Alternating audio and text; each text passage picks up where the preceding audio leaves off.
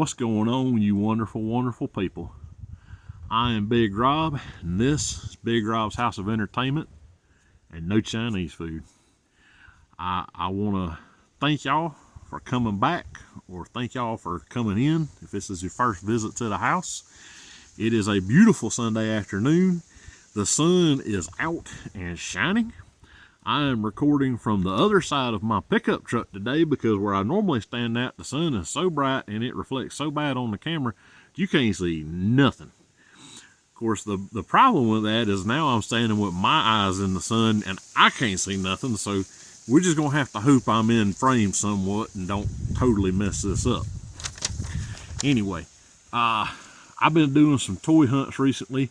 I did not do one this week, so if you're here for toy hunt, I apologize. I did not get to that this week. I will be continuing to do them because I love doing them, and you guys seem to enjoy them as well.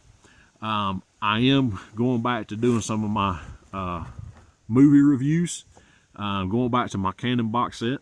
If you've never been here before, what I like to do is I pick, generally speaking, older movies from the 70s, the 80s, the 90s, and not, for the most part, not big blockbuster movies. I do some, but I also do a lot of cult classics, a lot of sleeper hits, a lot of movies that maybe you ain't never heard of, but it's stuff that I really enjoy. And I've picked up a few that I'd never seen before too because of some of y'all's suggestions and comments. A few months ago though, I picked up a box set from the Walmart of Canon movies. Canon is a defunct, or I think they're part of MGM now or something. I could be wrong. Anyway, they were a B-level, for the most part, action movie production company. And they made some really great cult classics like Bloodsport, Masters of the Universe, Cobra, Cyborg, Missing in Action, just some really good stuff in the 80s. And I've been going through there. I've done 4 other reviews. This is the number 5 review. So I'm halfway through finally. So what I like to do is just kind of tell a little bit about the movie, kind of give a fairly quick, sometimes fairly detailed synopsis of the movie. And then I give you a little bit of information from the background that I found, just what I think is interesting. Spoilers will abound because this movie is 40 years old. If you ain't seen it now, it's your fault. But hey, maybe you think this interesting, you'll like it. This week, I am doing 1985's Invasion U.S.A. starring the man himself, Chuck Norris. Chuck Norris plays the main character, Matt Hunter. He's a retired CIA agent. You might know Chuck Norris from being the greatest badass ever. Chuck Norris, Walker, Texas Ranger. He was the Delta Force, Missing in Action. So many great movies, and he was a legitimate karate super deluxe ultimate black belt. I don't know, he's like a 117th degree black belt or something. I don't really know. Anyway, so he was a legit tough dude. You know him, you see him. He's got the beard of badassery. He's got the mullet of manliness. He is just awesome. It also stars Richard Lynch as Rostov, the communist scumbag bad guy. Mr. Lynch was in The Sword and the Sorcerer, which I reviewed months ago now. Which old fantasy epic, to me, was epic. It's epically bad. He was also a guest star on just tons and tons of TV shows.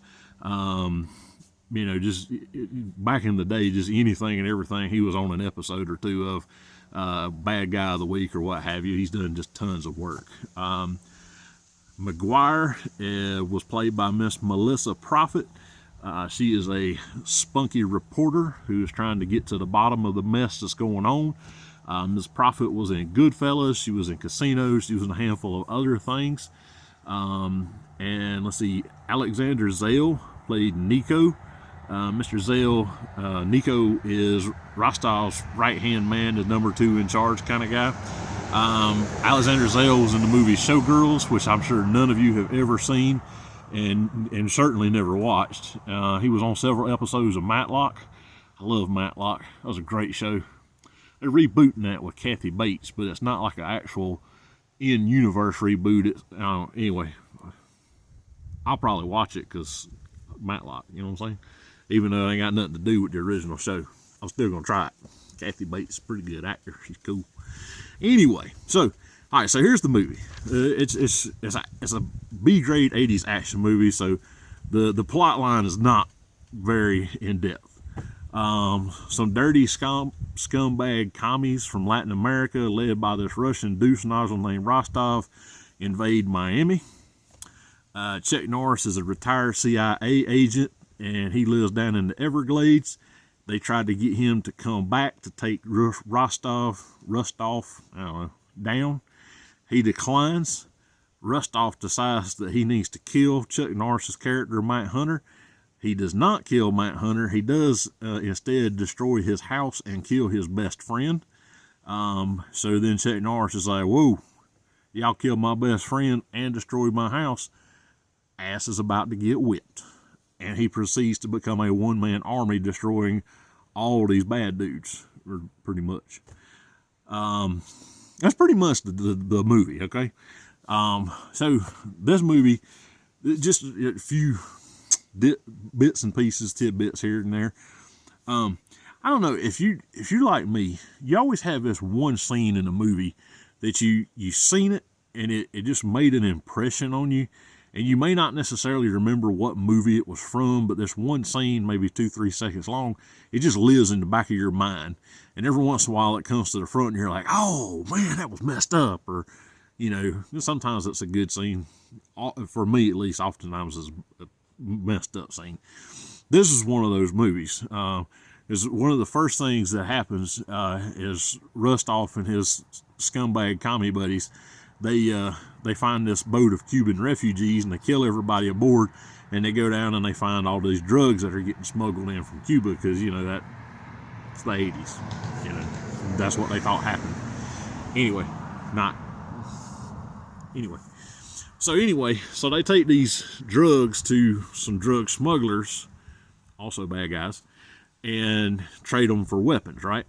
So this one scene takes place in the drug dealer's headquarters, what have you, and the drug dealer's in there, Rostov's in there, and this chick who's, I guess, the drug dealer's girlfriend, or maybe, I don't know, security, I don't know.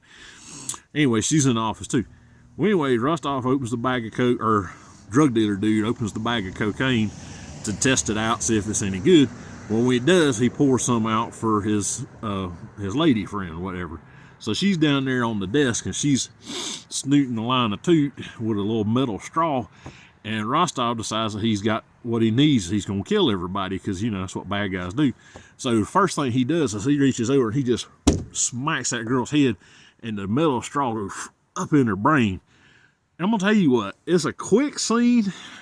That's not real gruesome. But to me, well, you remember in The Dark Knight when the Joker does that with a pencil to that one dude? Kind of like that, all right? But, I mean, this is back in the 80s. First time I seen it, I was probably like 8. So, I mean, it made an impression, okay?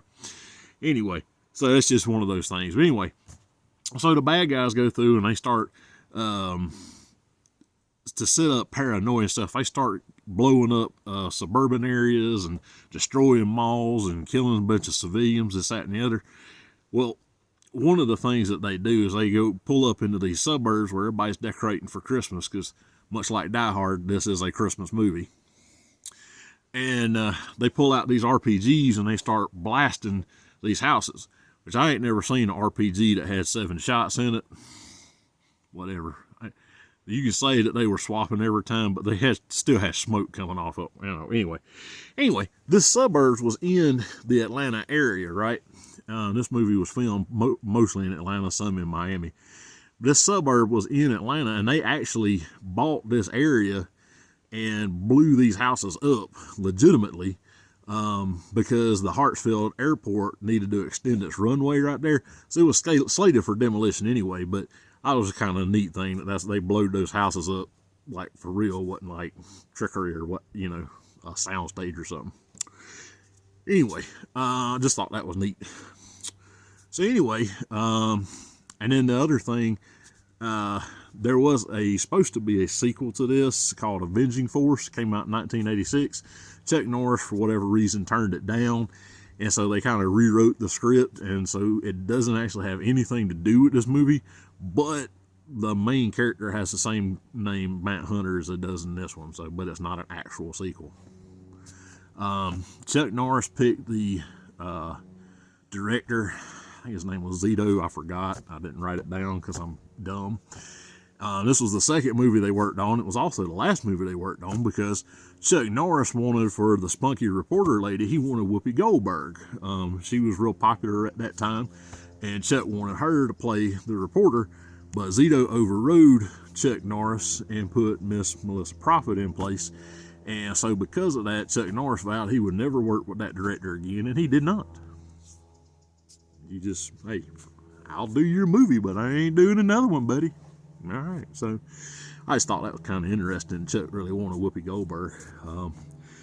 It probably wouldn't have changed the movie a whole lot because, again, it was an 80s action movie. There wasn't a whole lot of storyline or dialogue or anything to be had, so it really wasn't that big of a deal. Anyway, so that's the movie. I rather enjoyed it. I am a fan of 80s action blockbuster movies. Lots of explosions, lots of shootings, lots of dead bodies. It was like 160 was the kill count. I don't know, somewhere in there. Anyway, was the body count for this movie. So it was just pretty violent movie. It got terrible reviews from movie reviewers, but you know, it's a cult classic. It's a Chuck Norris movie. I'd watch it again. I mean, I've seen it 3 or 4 times, I know. The first time when I was 8. Or around there, anyway. But I'd watch it again. I did enjoy it, though. It was a pretty good movie. If you like Chuck Norris being a badass, he's almost mystical in this thing, because he'll just appear out of nowhere to take out bad guys. And, man, he took bad guys out left, right, up, down, and center. But, you know, he's Chuck Norris. He can do that. But anyway, that is my review. That is pretty much my show. Please do not forget, if you're hanging around the YouTube, check out my buddies Hassel and Monster over at the Nerdy Man Room Show and Hassel's Review. We are getting to the end of the year. That means it is almost time for their Excelsior Awards, which is always a fun shit show. I'll probably try to be part of that again this year. I usually do. It is quite amusing. They're all over the social media. Check them out wherever you happen to be. If you did enjoy what I'm doing, definitely like the show. If you really enjoy what I'm doing, make sure you subscribe to the show. Click that little bell to know whenever I drop a new show, which I try to do on every Sunday afternoon or evening, whatever the case may be. Leave me a comment, leave me a complaint. Let me know what you thought of the show, what you think I should do different, what you think I should keep doing the same. I will either take that into consideration, or I will completely ignore you, depending on what you say and how I feel whenever I read the comment. But I will read each and every comment, and I do love each and every comment. I love each and every one of you guys. So we'll talk to y'all later. That is it from me. Hope y'all are doing well. May the force be with you.